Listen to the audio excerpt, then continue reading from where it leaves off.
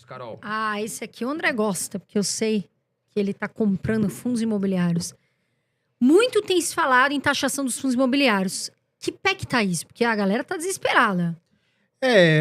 O problema dos fundos imobiliários é taxar os dividendos, que está ali dentro, de sempre ronda. Nas O Paulo propostas. Guedes falou de taxar dividendos, agora o Haddad falou de taxar dividendos, e aí depois, nessa proposta de taxar LCI, LCA, a renda fixa e um monte de coisa em 5%, depois eles disseram que fundos imobiliários estaria fora dessa taxação, os dividendos de fundos imobiliários estaria fora dessa taxação. Então, como é que vai ficar? A verdade é que ninguém sabe. O governo faz uma coisa, o Congresso derruba, aí o presidente veta, aí o Congresso derruba o veto do presidente, aí o presidente vai pro STF. É uma loucura. É um telefone sem fio. Como é que vai ficar? Só Deus sabe. Mas essa preocupação com os fundos imobiliários é o que eu acho que não cabe. Cabe a quem? A mim. Tem muitos milhões em fundos imobiliários. De repente cabe alguma preocupação, fazer alguma proteção, um hedge quanto a isso. Por quê? Porque se o fundo imobiliário ele pagar menos dividendo por conta de uma taxação dos dividendos, o que vai acontecer? É só olhar o dividend yield. O que é o dividend yield? Você tem o dividendo dividido pelo preço da cota.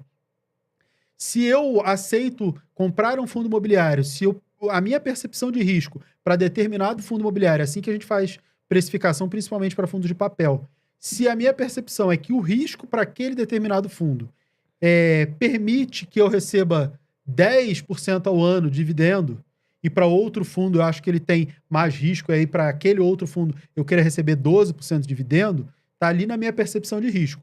Se para aquele fundo que eu acho que tem menos risco, ou eu quero 10%, se o dividendo dele passa a ser tributado, o que eu vou fazer? Eu só vou comprar a cota se ele estiver pagando 10%. Ou seja, ele paga 1%, tributou em 10%, ele paga R$1, tributou o dividendo em 10%, ele vai pagar 90 centavos. Se eu quero receber 1%, eu já não vou mais comprar a R$100 a cota, só vou comprar se a cota tiver R$90.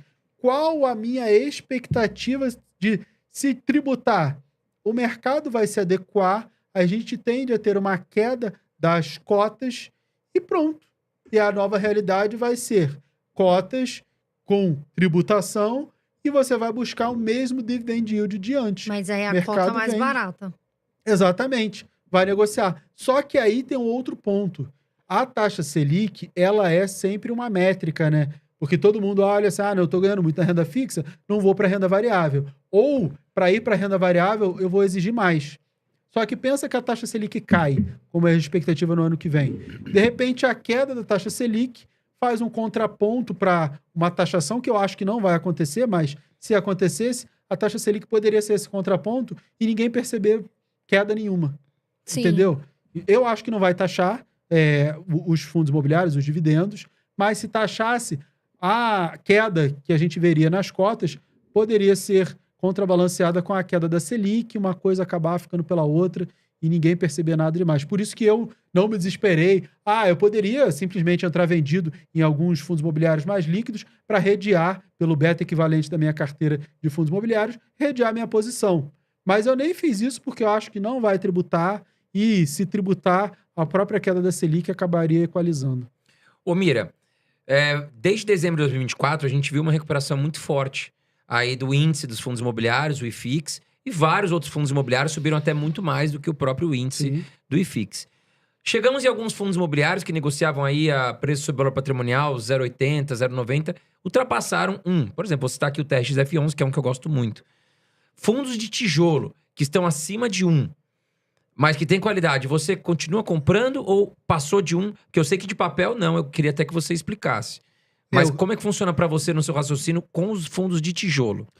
A métrica preço sobre valor patrimonial, ela é interessante para o leigo, mas ela é mais útil para fundos de papel, de verdade, e aí é uma métrica muito importante, porque é natural que os fundos voltem para o valor patrimonial, os de papel. Então, se ele está abaixo do valor patrimonial, ou seja, preço sobre valor patrimonial, PVP, igual a 1, se ele está abaixo desse 1, ele, em teoria, estaria barato. Se ele está acima de 1, ele estaria caro. Para fundos de fundos, também é uma métrica razoável, tanto para papel quanto para fundos de fundos. Você pode ter um delay ali de um mês para o outro, de não estar ali exatamente bem precificado. Agora, para fundos de tijolo, não é uma métrica que a gente use. Por quê? Porque a atualização do valor patrimonial no fundo de tijolo, ela acontece geralmente no final do ano. Na maioria, novembro ali, setembro, outubro, novembro, dezembro. Então, hoje você está olhando um retrato do ano passado. Esse valor patrimonial está certo? Então você fala assim, ele está negociando acima do valor patrimonial. Mas qual a data do laudo do valor patrimonial? Pode estar caro ou pode estar barato. Então, como é que a gente faz precificação de fundos de tijolo? Você pega o valor futuro e traz a valor presente para uma taxa de risco. Cada segmento tem uma ponderação de risco diferente, e aí você vai projetar essas receitas futuras muito diferentes. A gente pega os 10 anos futuros e traz isso a valor presente. Nessa conta de precificação para trazer o valor presente, a gente também coloca o prêmio da NTN-B, ou seja, do Tesouro IPCA, está pagando quanto? X. Então eu vou descontar, esse é o prêmio de risco, mais um outro prêmio de risco adicional pelo segmento, e aí você pega todo esse fluxo futuro e traz a valor presente. É assim que você faz uma precificação de forma profissional de um fundo de tijolo. Então, o valor patrimonial faz diferença? Não. É uma métrica para o leigo se guiar?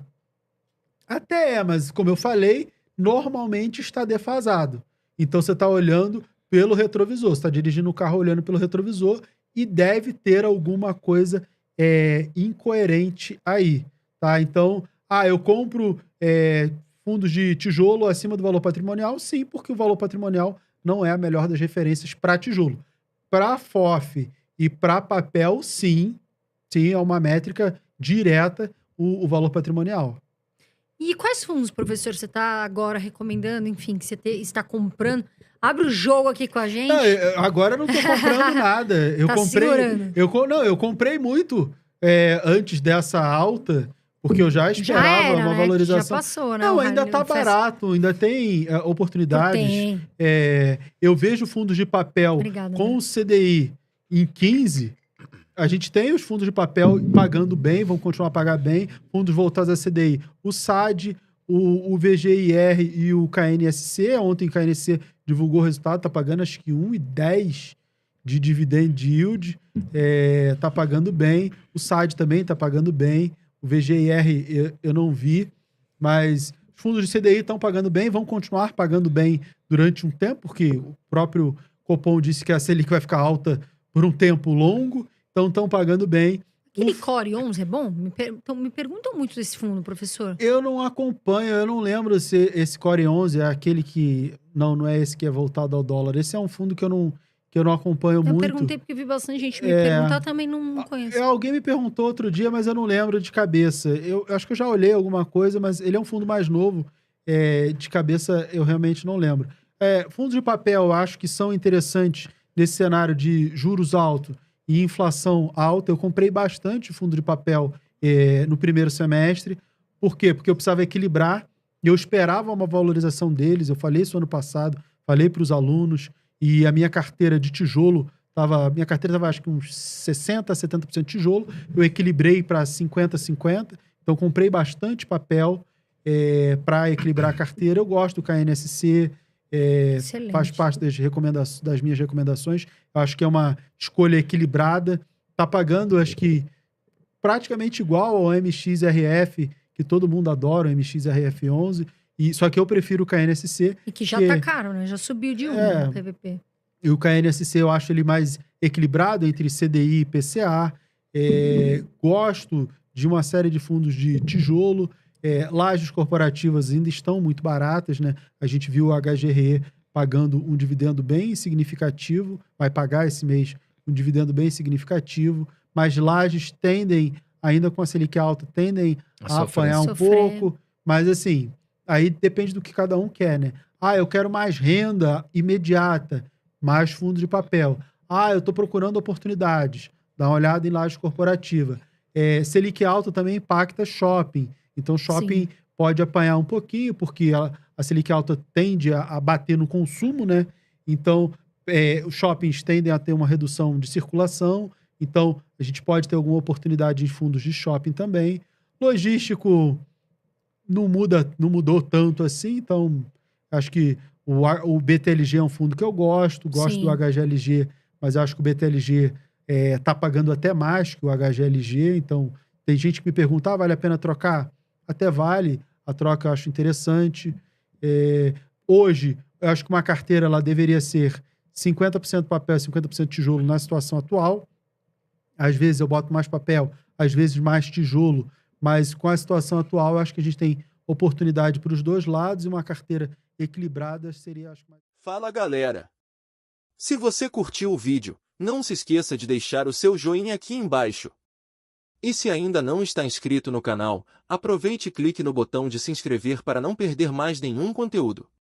A gente posta vídeos toda semana, então ativa o sininho para ficar por dentro das novidades. Valeu e até o próximo vídeo.